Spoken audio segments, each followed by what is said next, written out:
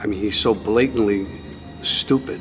He's a punk, he's a dog, he's a pig, he's a con, a bullshit artist, a mutt who doesn't know what he's talking about. He's an idiot, he's a national disaster, he's an embarrassment to this country. He talks how he wants to punch people in the face. Well, I'd like to punch him in the face. Robert De Niro, a man hailed as one of the greatest actors in history, fearless on screen, calculated off it. For decades, he's built a reputation for perfection, discipline, and control. But behind the curtain of awards and accolades lies a side of De Niro the public rarely sees. The grudges he never let go of. These aren't fleeting disagreements.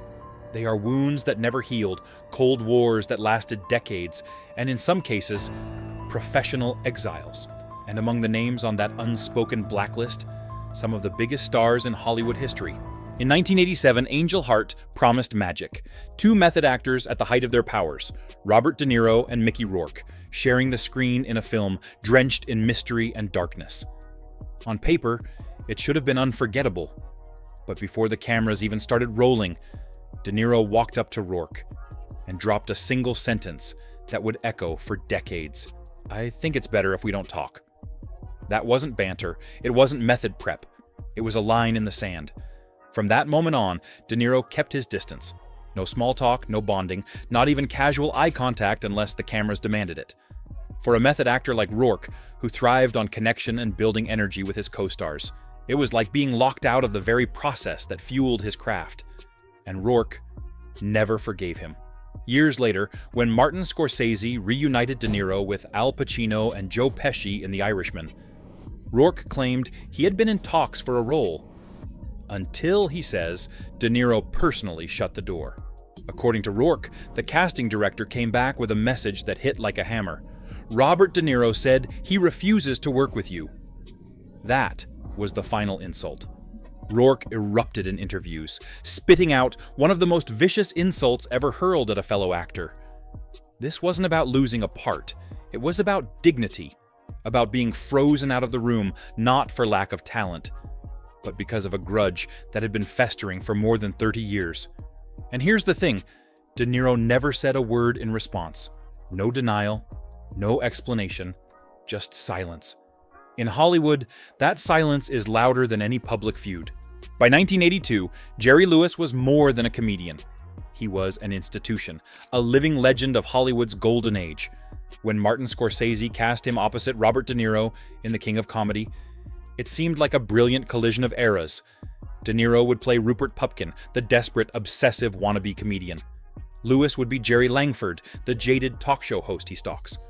On screen, their scenes crackled with discomfort, almost too real. And behind the camera, that tension was no act. Years later, Lewis didn't sugarcoat it. "We hated each other," he said flatly. No playful smile, no wink, just the truth. The problem? They came from completely different worlds. Lewis thrived on spontaneity, feeding off improvisation and audience energy. De Niro was all about immersion, living inside the character, staying in that headspace between takes.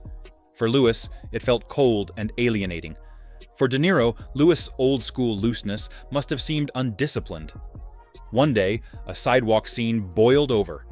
De Niro, deep in character, tried to provoke Lewis in unscripted ways. Lewis didn't take it as method. He took it as crossing the line. Later, he said bluntly, "I told him, don't ever do that to me again." He was making me feel unsafe, and I don't like unsafe.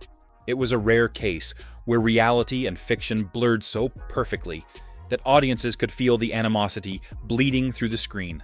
The irony? That raw tension helped make The King of Comedy a cult classic. But for Lewis, the misery wasn't worth the art.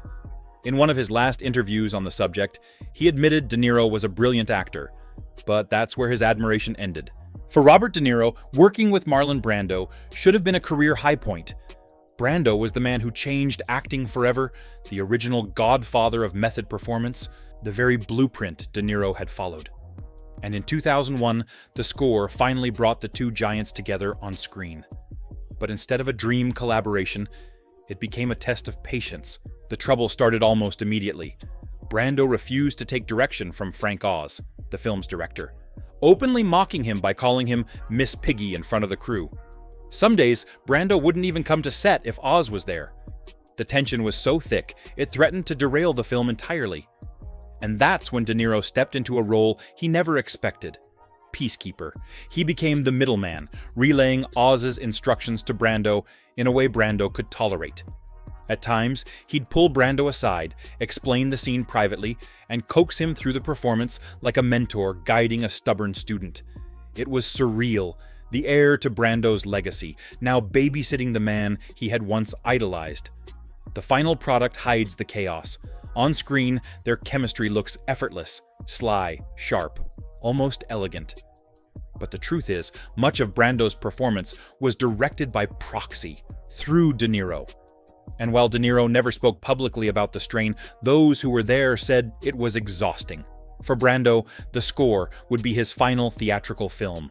For De Niro, it was a bittersweet milestone, a chance to share the screen with his hero, shadowed by the reality that sometimes meeting your idols means carrying their weight just to make the art happen. When Joker began production in 2019, the world expected a comic book movie.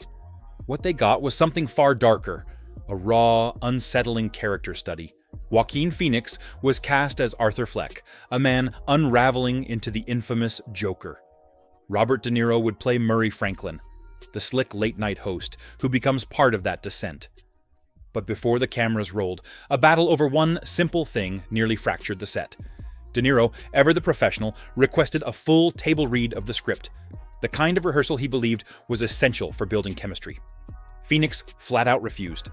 To him, rehearsals drained the spontaneity, the fragile unpredictability he needed for the role. Todd Phillips, the director, was stuck in the middle. De Niro pressed, "Tell him he's an actor and he's got to be there." Phoenix stayed firm. It wasn't about ego, it was about protecting his process. Eventually, they met halfway. Sort of. Phoenix agreed to a private read at De Niro's Manhattan office. The meeting was brief, cold, and almost entirely without warmth. Yet something shifted after that.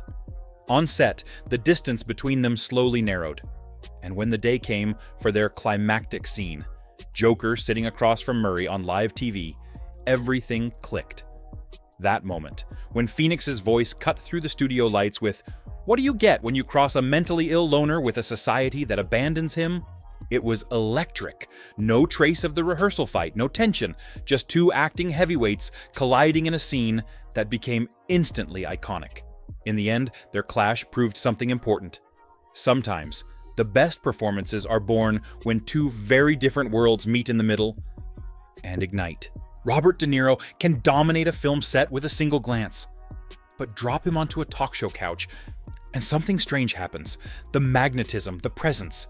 It all folds inward. No one knows this better than British host Graham Norton, who once called De Niro one of television's most difficult guests.